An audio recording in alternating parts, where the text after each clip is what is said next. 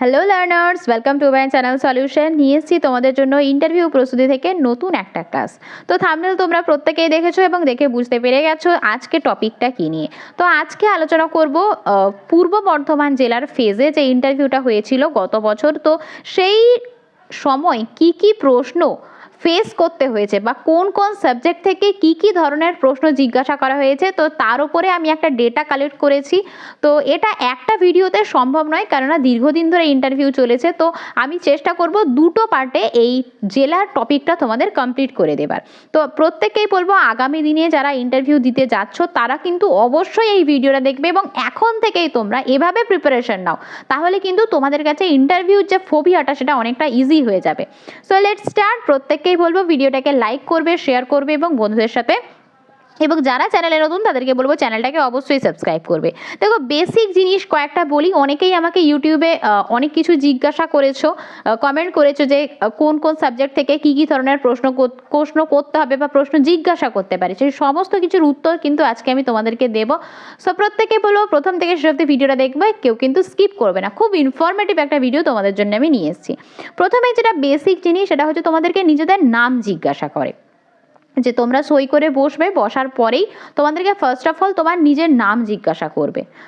এটা তোমাদের আগেও বলেছি যে তোমার নামের যদি কোনো বিশেষত্ব থেকে থাকে, যদি তোমার নামের সঙ্গে কোনো মনীষীর কোনো মিল থাকে বা তোমার পদবীর সঙ্গে কোনো বিখ্যাত মানুষ থেকে থাকেন, তো এই নাম আর পদবী তোমার নামের বিশ্লেষণ, তোমার নামে হয়তো কোনো সন্ধি আছে, কোনো সমাস আছে, কোনো এক কথায় প্রকাশ আছে, সেগুলো কিন্তু অবশ্যই দেখে যাবে। এই হচ্ছে তোমার নিজের নামের বিবরণ। এরপরে জিজ্ঞাসা করবে অবশ্যই তোমার সাবজেক্ট কী। আমাকে অনেকেই জিজ্ঞাসা করেছো যে ম্যাডাম আমার পাস গ্র্যাজুয়েট, তো আমি কি বলবো ইন্টারভিউতে। দেখো, তোমার যদি অনার্স না থাকে তুমি অবশ্যই যে তুমি গ্র্যাজুয়েশন তোমার পাস, সেটা তুমি অবশ্যই দেখাবে যে তুমি পাস গ্র্যাজুয়েট। এবারে তোমরা যদি দেখাতে না চাও গ্র্যাজুয়েশনটা, অনেকেই দেখায় না, তো সেক্ষেত্রে আমি বলবো তোমরা এইচএস বলবে, কোনো সমস্যা নেই, কোনোটাতেই কোনো সমস্যা নেই। তুমি যদি বলো যে আমি পাস গ্র্যাজুয়েট, তো সেক্ষেত্রে ওনারা তোমাকে সাবজেক্ট জিজ্ঞাসা করবেন। ধরো তোমার বাংলা ছিল, হিস্ট্রি ছিল আর হয়তো ফিলোসফি ছিল, এরকম ধরো আমি বলছি তিনটে কম্বিনেশন ছিল। তো সেক্ষেত্রে তুমি বলবে যে আমার এই সাবজেক্ট ছিল, তো ওনারাই কিন্তু তোমাকে ওখান থেকে প্রশ্ন জিজ্ঞাসা করে নেবেন। তো এই হচ্ছে ব্যাপার, মেন ফান্ডা। এছাড়া এখানে টেনশন করার আর কিছু নেই। এবারে জিজ্ঞাসা করবে, জিজ্ঞাসা করতে পারে এবং জিজ্ঞাসা করেছে নিজের সম্পর্কে কিছু বলুন। তো এই জিনিসটা খুব ভাইটাল, আমি আগেও তোমাদেরকে বলেছি। এর উপরে আমি একটা ভিডিও খুব চটজলদি তোমাদের চ্যানেলে আনতে চলেছি, যে নিজের সম্পর্কে যখন জিজ্ঞাসা করা হবে তুমি কি বলবে। এটা সম্পূর্ণই নিজস্ব ব্যাপার। দেখো, এখানে কিন্তু তোমার নিজের সম্পর্কে বলতে বলা হয়েছে বলে তুমি নিজের নামটা তো অবশ্যই বলবে, কিন্তু তোমার বাবার নাম কি, তোমার মায়ের নাম কি। দেখো, তোমার কাছে এগুলো ইম্পর্টেন্ট হলেও ইন্টারভিউ যারা নিচ্ছেন তাদের কাছে কিন্তু তোমার বাবার নাম, মায়ের নামটা ইম্পর্টেন্ট নয়।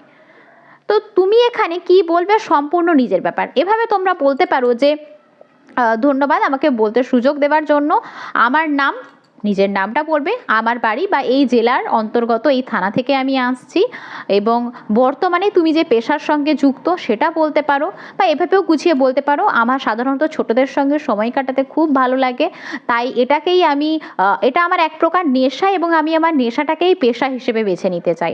তাই এই ডিএলএড করা এবং চাকরির পরীক্ষার জন্য, প্রাইমারির চাকরির পরীক্ষার জন্য প্রস্তুতি নেওয়া। এভাবে সুন্দর করে বলবে এবং যেটা বলবে টু দ্য পয়েন্ট বলবে, খুব বেশি যেন লেন্দি না হয় এমন কয়েকটা কথা বলবে যাতে করে ওনারা ইমপ্রেস হয়ে যান, এবং তার থেকেও বড় কথা তুমি তোমার মোটিভটা কি সেটা যেন ওখানে প্রকাশ হয়ে যায়। তো এইভাবে তুমি তোমার আনসারটাকে সাজিয়ে বলতে পারো। এরপর আমি চেষ্টা করছি খুব চটজলদি একটা তোমাদের ভিডিও আনার, এবং তারপর তোমাকে জিজ্ঞাসা করবে যে বর্তমানে আপনি কি করেন। সত্য কথাই সবসময় বলার চেষ্টা করবে। এর আগেও আমি তোমাদেরকে বলেছি তুমি যেটা করো তুমি সেটাই বলবে। ধরো তুমি এখন বর্তমানে কিছুই করো না, এটাও বলেছি আমি যে তুমি কিছু করো না, আমি বেকার, এটা বলবে না। সবসময় বলার চেষ্টা করবে যে আমি হয়তো টিউশন পড়াই, তোমরা প্রত্যেকেই কম বেশি টিউশন পড়াও, বা কেউ যদি কোনো প্রাইভেট সংস্থার সঙ্গে যুক্ত থাকো অবশ্যই সেটা বলবে। এবারে তুমি যেই পেশার সঙ্গে যুক্ত আসো সেই সম্পর্কে তোমাকে একটু নলেজ গেইন করে রাখতে হবে। তবে এখানে কোনো নেগেটিভ ইম্প্যাক্ট পড়বে না যে তুমি হয়তো কোনো প্রফেশনে আছো, সেই প্রফেশন থেকে তুমি বেরিয়ে যাবে। এই জিনিসগুলো নিয়ে তোমাদের মনে অনেকটা সংশয় থাকে, তো চিন্তা করার কিছু নেই। আমি তোমাদের পরে ভিডিওগুলোতে এগুলো নিয়ে ডিসকাশন করে দেবো। তারপরে অবশ্যই তোমার বাড়ি কোথায়, তুমি কোথা থেকে এসেছো, এই জিনিসগুলো কিন্তু জিজ্ঞাসা করতে পারে। তো এটা হচ্ছে বেসিক একটা কিন্তু পরিচয় পর্ব। এগুলো তোমাকে কিন্তু কমফর্টেবলি আনসারগুলো রেডি করে রাখতে হবে, বা এগুলো জিজ্ঞাসা করেছে, ঠিক আছে? এগুলো বেসিক জিনিস, প্রত্যেককেই জিজ্ঞাসা করে। এরপরে চলে আসছি যে প্রশ্নগুলো বেশিরভাগ ক্যান্ডিডেটকে জিজ্ঞাসা করেছে, সেটা হচ্ছে দেখো, যখন তোমরা ইন্টারভিউ দিতে যাবে সেখানে দেখবে একটা গ্লোব থাকে। তো সেই গ্লোব সম্পর্কে, এমনটা নয় যে তুমি জিওগ্রাফি স্টুডেন্ট হলেই তোমাকে গ্লোব দেখাতে দেবে, বা তুমি ইংলিশ হলেও তোমাকে কিন্তু গ্লোব দেখাতে হতে পারে, কেননা প্রাইমারি এমন একটা সেক্টর এখানে যে সেখানে তোমাকে কিন্তু সমস্ত সাবজেক্টই পড়াতে হবে। এমনটা নয় যে তুমি ম্যাথের স্টুডেন্ট বলে তোমাকে ইংলিশ পড়াতে হবে না। তার মানে কি, প্রাইমারি শিক্ষক হতে যাচ্ছ, তোমাকে সমস্ত সাবজেক্ট জেনে যেতে হবে, তাই তোমাকে কিন্তু সমস্ত সাবজেক্টে বেসিক নলেজ রাখতে হবে। তো এই প্রশ্নগুলো জিজ্ঞাসা করেছে, বারবার জিজ্ঞাসা করেছে যে গ্লোব রয়েছে, গ্লোবে হয়তো বললো যে আপনি দক্ষিণ আমেরিকার অবস্থানটা দেখান, বা ব্রাজিল কোথায় রয়েছে, এরকম হয়েছে। এবারে জিওগ্রাফিক্যাল লোকেশনের ওপরে যে প্রশ্নগুলো, যেটা তোমাদের বললাম, লোকেশন কিন্তু দেখাতে বলেছে, বা আপনি কোথায় ইন্টারভিউ দিচ্ছেন সেই লোকেশনটা আমাদেরকে গ্লোবে দেখান, এই প্রশ্নগুলো কিন্তু জিজ্ঞাসা করেছে। এছাড়া জিজ্ঞাসা করেছে যে আপনি কোথায় পরীক্ষা দিতে এসেছেন, সেটা জিজ্ঞাসা করেছে। তার সঙ্গে জিজ্ঞাসা করেছে আপনি কোন কোন জেলা অতিক্রম করে এসেছেন, এবং কোন কোন নদী অতিক্রম করে এসেছেন, সেই নদীগুলোর নাম বলুন। তো এগুলো কিন্তু তোমাকে তোমার জেলা, এটা পূর্ব বর্ধমান জেলা বলে নয়, তুমি যে কোনো জেলা থেকেই দেখো না কেন এই ভিডিওটা, বা যে কোনো জেলা থেকে ইন্টারভিউ দাও না কেন, এগুলো কিন্তু তোমাদেরকে জানতে হবে যে কোন কোন জেলা তুমি অতিক্রম করে আসছো, কোন কোন নদী অতিক্রম করে আসছো, বা বাড়ি থেকে তুমি যেখানে ইন্টারভিউ দিতে আসছো তার দূরত্ব কত। এবং প্রত্যেকে কিন্তু মানচিত্র দেখা অবশ্যই, অতি অবশ্যই অভ্যাস করবে। কারো বাড়িতে যদি মানচিত্র না থাকে, অবশ্যই একটা ছোট্ট মতো গ্লোব কিনতে পারো, বা একটা ওয়ার্ল্ডের তোমরা ম্যাপ কিনে নিতে পারো। ম্যাপটা কিন্তু দেখা অবশ্যই অভ্যেস করবে, এবং না যদি সম্ভব হয় সেক্ষেত্রে বলবো অবশ্যই তোমরা ফোন দেখবে। ফোনে যে বেসিক জিনিসগুলো, যেমন ভূমধ্য সাগর কোথায় রয়েছে, লোহিত সাগর কোথায় রয়েছে, এগুলো কিন্তু জিজ্ঞাসা করেছে, বারে বারে জিজ্ঞাসা করেছে, তাই এগুলোর ওপরে কিন্তু আমি ফোকাস করছি। তো এই হলো 1 নম্বর টপিক। চলে যাচ্ছি 2 নম্বর টপিকে, পশ্চিমবঙ্গ।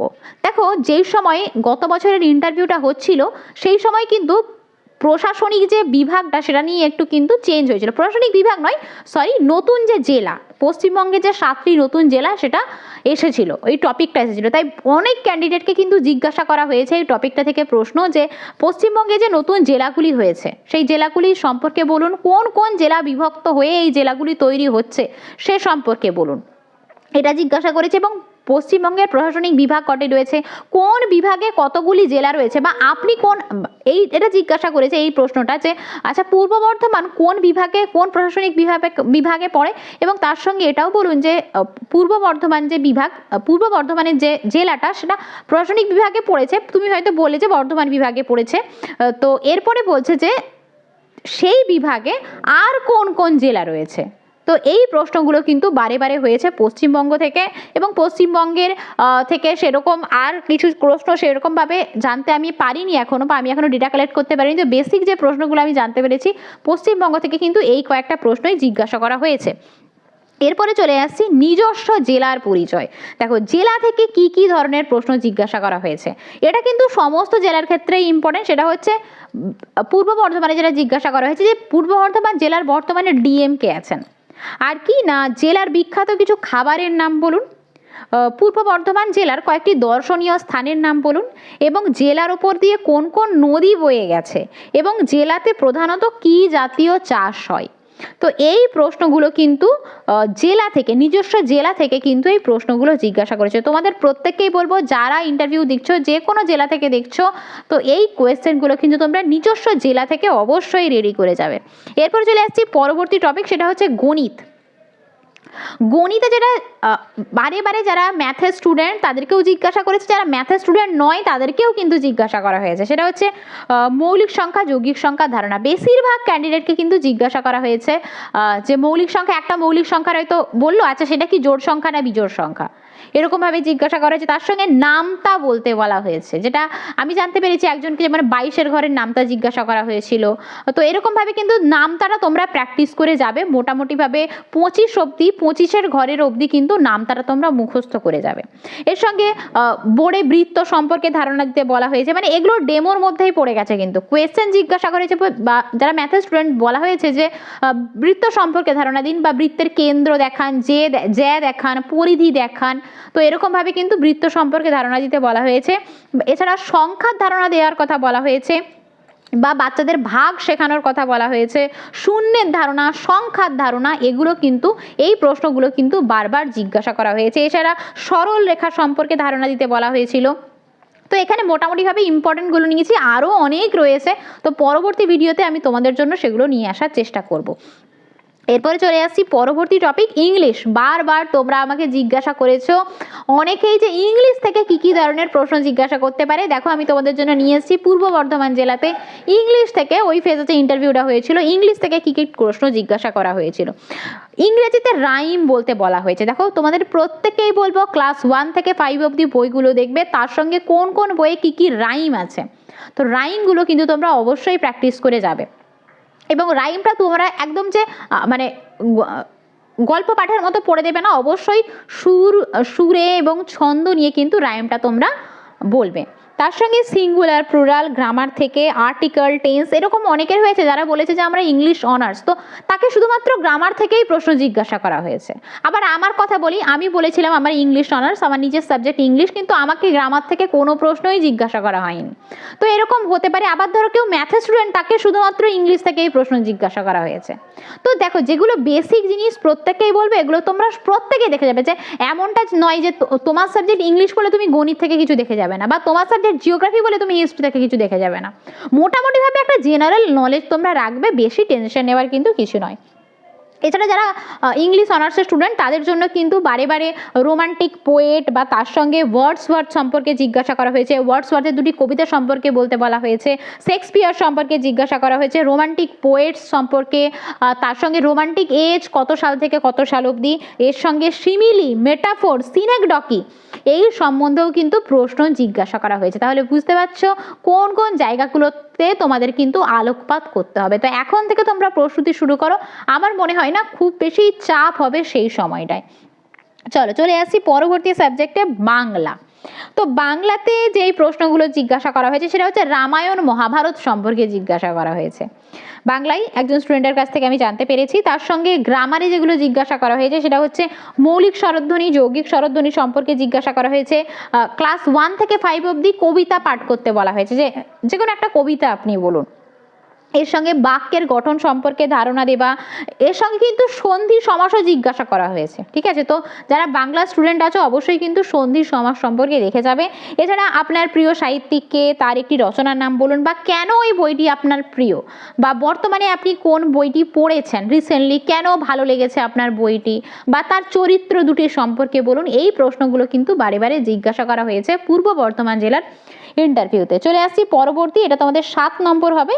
তো এবারে বলি প্রাথমিক শ্রেণীর যে পাঠ্যপুস্তক, বারে বারে জিজ্ঞাসা করা হয়েছে কিন্তু অনেক ক্যান্ডিডেটকে। তোমাদেরকে বারবার আমি বলেছি যে পাঠ্যপুস্তকগুলো সম্পর্কে কিন্তু ধারণা রাখবে। আমি তোমাদের টেলিগ্রাম চ্যানেলের সমস্ত শ্রেণীর পাঠ্যপুস্তক প্রাথমিক থেকে একেবারে তোমাদের আপ টু 5 অবধি কিন্তু সমস্ত টেক্সট বই আপলোড করে দিয়েছি। যারা এখনো অবধি দেখোনি প্রত্যেকেই বলবো অবশ্যই কিন্তু তোমরা আমার যে টেলিগ্রাম চ্যানেল সলিউশন, সেখান থেকে তোমরা প্রত্যেকটা ক্লাসের বইয়ের পিডিএফ পেয়ে যাবে। তো পিডিএফ গুলো তোমরা কিন্তু, যাদের কাছে টেক্সট বই নেই তারা কিন্তু অবশ্যই ডাউনলোড করে নিও। এরপরে বলি কি কি ধরনের প্রশ্ন জিজ্ঞাসা করা হয়েছে, যেমন পঞ্চম শ্রেণীর সমস্ত পাঠ্যপুস্তকের নাম বলুন, বা জগৎবাড়ি থেকে অনেককেই প্রশ্ন জিজ্ঞাসা করেছে, আচ্ছা জগৎবাড়ি বইটিতে কি রয়েছে। এছাড়া প্রাথমিক শ্রেণীর ইংরেজি বইয়ের নাম কি, ভাষাপাঠ কোন শ্রেণীতে পড়ানো হয়। এটা অনেকেই ভুল করে, অনেকে বলে 3, 4, 5 তিনটে ক্লাসেই ভাষাপাঠ পড়ানো হয়, কিন্তু না, ভাষাপাঠ কিন্তু ক্লাস 3তে পড়ানো হয় না, ক্লাস 4 আর 5 কিন্তু ভাষাপাঠ পড়ানো হয়। এরপরে আসছি, দেখো দ্বিতীয় শ্রেণীর বাংলা বই থেকে একটি কবিতা বলুন। তোমরা কিন্তু কবিতাগুলো বা কোন বইয়ে ক্লাস 1 থেকে 5 অবধি কোন বইয়ে কি কি কবিতা রয়েছে তাহলে 2-1টা করে দেখে যাবে। সমস্ত হয়তো জেনে যাওয়া সম্ভব নয় বা মুখস্থ করা সম্ভব নয়। তোমাকে যদি বলে দ্বিতীয় শ্রেণী থেকে একটা কবিতা তোমরা কিন্তু জানো সেটা বলতে পারো, আনসার দিতে পারো, বা ক্লাস 3তে একটা কবিতা বলুন, এরকম কিন্তু বলতে পারে। তো টেক্সট বই, যেটা বলছি বারবার বলছি, টেক্সট বই সম্পর্কে কিন্তু নলেজ রাখবে।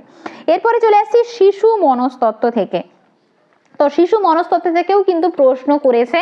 সেটা হচ্ছে পেডাগগি বিষয়টা কি। আচ্ছা, আপনি তো ডিএলএড করেছেন, আপনি ট্রেনিং করেছেন, তো পেডাগগি সম্পর্কে বলুন, পেডাগগি কি, বিষয়টা কি। এছাড়া যেগুলো সাইকোলজিক্যাল কিছু প্রশ্ন করেছে, যেমন মিড ডে মিলের সময় যদি বর্ণ বৈষম্য তৈরি হয়, যেমন ধরো বাঙালিরা কাটাই করে মাংস আর মুসলিমরা জবাই করে, তো এইভাবে যে বর্ণ বৈষম্য যদি তৈরি হয় তো সেটা আপনি কিভাবে দূর করবেন, তো বা একদম ছোট বাচ্চাকে কিভাবে পড়াবেন, বা আমাকে যে সাইকোলজিক্যাল প্রশ্নগুলো জিজ্ঞাসা করা হয়েছিল যে আপনি তো প্রাইভেট স্কুলে পড়ান, আচ্ছা ছোট বাচ্চাদেরকে কিভাবে শেখান আপনি। তো এই ধরনের প্রশ্ন কিন্তু তোমরা রেডি করে যাবে অবশ্যই। আমি তোমাদের সমস্ত টপিকের উপরেই ভিডিও দেবো, এই ধরনের প্রশ্নগুলো তোমরা কিভাবে আনসার দেবে, গুছিয়ে আনসার দেবে, সমস্ত কিন্তু আমি তোমাদেরকে শিখিয়ে দেবো। তো এই হচ্ছে তোমাদের বেসিক কয়েকটা জিনিস। এরপরে চলে আসছি জিওগ্রাফি সাবজেক্ট থেকে। অনেকেরই জিওগ্রাফি সাবজেক্ট ছিল যারা ইন্টারভিউ দিয়েছে, তো জিওগ্রাফি থেকে কি যেটা বললাম তোমাদের ম্যাপ, যাদের সাবজেক্ট জিওগ্রাফি তারা কিন্তু অবশ্যই পশ্চিমবঙ্গের জিওগ্রাফিক্যাল ম্যাপ, ইন্ডিয়ার জিওগ্রাফিক্যাল ম্যাপ এবং তার সঙ্গে ওয়ার্ল্ডেরও কিন্তু দেখে যাবে। কেননা বারবার বলেছে যে, যেমনটা তোমাদের বললাম যে লোহিত সাগরের অবস্থান দেখান, ভূমধ্য সাগরের অবস্থান দেখান, ব্রাজিল কোথায় রয়েছে, দক্ষিণ আমেরিকা কোথায় রয়েছে, আমাজন নদী কোথা দিয়ে বয়ে গেছে, এই যে মানে উল্লেখযোগ্য যে স্থানগুলো সেগুলো কিন্তু তোমরা ম্যাপে অবশ্যই দেখবে। জিওগ্রাফি স্টুডেন্টদেরকে বারবার বলছি, তোমরা কিন্তু এই টপিকগুলো থেকে অবশ্যই প্রশ্ন দেখে যাবে, তোমাদের কিন্তু আপকামিং ইন্টারভিউর জন্য কিন্তু খুবই হেল্পফুল হবে। ওকে, এছাড়াও যে বেসিক প্রশ্নগুলো জিজ্ঞাসা করা হয়েছে সেটা হচ্ছে আহ্নিক গতি সম্পর্কে ধারণা দিন, গ্লোবে কতগুলো মহাসাগর রয়েছে, গ্লোবে লোহিত সাগর কোথায় রয়েছে বলুন, ভারতবর্ষের চতুর্সীমা সম্পর্কে বলুন, গ্লোবে দক্ষিণ আমেরিকার অবস্থান দেখান, বা বাচ্চাদের দিন রাত্রি কিভাবে শেখাবেন। দেখো এগুলো কিন্তু এই যে দিন রাত্রি কিভাবে শেখাবেন বা আহ্নিক গতি, বার্ষিক গতি, এগুলো কিন্তু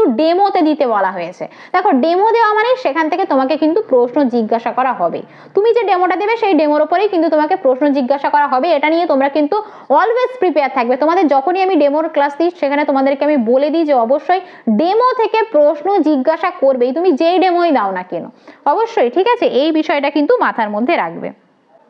এছাড়া কেমিস্ট্রি থেকে বলি, তোমাদের কেমিস্ট্রি ফিজিক্স এগুলো তোমাদের করা হয়নি, নেক্সট ভিডিওতে আমি তোমাদের কেমিস্ট্রি ফিজিক্স যারা সাবজেক্ট রয়েছে তাদের জন্যও বলবো।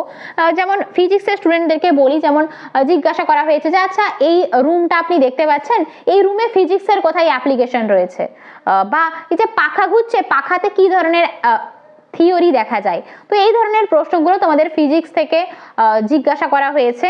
তো পরবর্তী ভিডিওতে আমি তোমাদের জন্য ফিজিক্সের যারা সাবজেক্ট রয়েছে, কেমিস্ট্রি সাবজেক্ট থেকে কিন্তু কি কি ধরনের প্রশ্ন জিজ্ঞাসা করা হয়েছে সেগুলো নিয়ে আমি আলোচনা করব, বা ফিলোসফি যাদের রয়েছে, হিস্ট্রি যাদের রয়েছে, কি কি ধরনের প্রশ্ন, অনেকগুলো সাবজেক্ট রয়েছে, আমি সেগুলো সবগুলো এখনো নিতে পারিনি, এখনো আমার ডেটা কালেকশন চলছে। তো খুব শীঘ্রই আমি তোমাদের পার্ট 2টা আপলোড করে দেবো। প্রত্যেকটা জেলায় যারা রয়েছে, যে শুধু পূর্ব বর্ধমান নয়, যারা আগামী দিনে ইন্টারভিউ দেবে সমস্ত জেলা থেকে তোমরা কিন্তু এই যে টপিকগুলো আমি তোমাদেরকে বললাম এগুলো থেকে কিন্তু অবশ্যই তোমরা রেডি করে যাবে। এগুলো বেসিক জিনিস। দেখো শুধুমাত্র তোমার সাবজেক্ট জিওগ্রাফি বলে বা তোমার সাবজেক্ট হিস্ট্রি বলে বা তোমার হয়তো ম্যাথ বলে শুধু ম্যাথটাই দেখবে বা হিস্ট্রি দেখবে বা জিওগ্রাফি দেখবে এমনটা নয়। বেসিক জিনিস তোমাদের একটা প্রাইমারি স্কুলের বাচ্চাদেরকে পড়ানোর জন্য টেক্সট বইগুলো পড়বে, যেটা তোমাদের বললাম, টেক্সট বইগুলো পড়লেই তোমরা বুঝতে পারবে যে কোন কোন জেলা থেকে কি কি জিনিস পড়তে হবে বা তোমার সাবজেক্ট থেকে কোন কোন জিনিসগুলো তোমাদেরকে জানতে হবে। একদম বেসিক জিনিস, তার থেকে বেশি কিন্তু নয়। সো আজকের মতো এই পর্যন্তই। তোমাদের ভিডিওটা কেমন লাগলো আমাকে অবশ্যই কমেন্টের মাধ্যমে জানাবে, এবং তোমরা আর কোন কোন টপিকের উপর ভিডিও চাইছো সেটাও কিন্তু আমাকে অবশ্যই জানাবে। এবং যারা যারা এখনো টেলিগ্রাম চ্যানেলে যুক্ত হওনি প্রত্যেকেই বলবো টেলিগ্রাম চ্যানেলে যুক্ত হয়ে যাও, এবং তোমরা ইন্টারভিউর জন্য আর কোন কোন টপিক থেকে ভিডিও চাইছো আমাকে অবশ্যই মেনশন করো, আমি তোমাদের দেখছি এবং আনসার দেওয়ারও চেষ্টা করছি। যারা যেভাবে আমাকে কোয়েশ্চেন করেছো আমি প্রত্যেকটা ভিডিওতে তোমাদের কিন্তু আনসারগুলো দিয়ে দেওয়ার চেষ্টা করবো। ওকে, সো প্রত্যেকেই বলবো ভিডিওগুলোকে একটু লাইক করে দিও, শেয়ার করে দিও বন্ধুদের সঙ্গে, এবং যারা চ্যানেল নতুন চ্যানেলটাকে অবশ্যই সাবস্ক্রাইব করে আমার পাশে থাকবে, আমাকে সাপোর্ট করো। তোমরা যত বেশি আমাকে সাপোর্ট করবে আমি তত বেশি মোটিভেট হবো নতুন নতুন ভিডিও তোমাদেরকে দেওয়ার জন্য। আজকের মতো এই পর্যন্তই। প্রত্যেকে ভালো থেকো, সুস্থ থেকো, মন দিয়ে পড়াশোনা করো এবং ইন্টারভিউর জন্য কিন্তু অবশ্যই প্রিপারেশন নাও আমার সঙ্গে। So thanks for watching.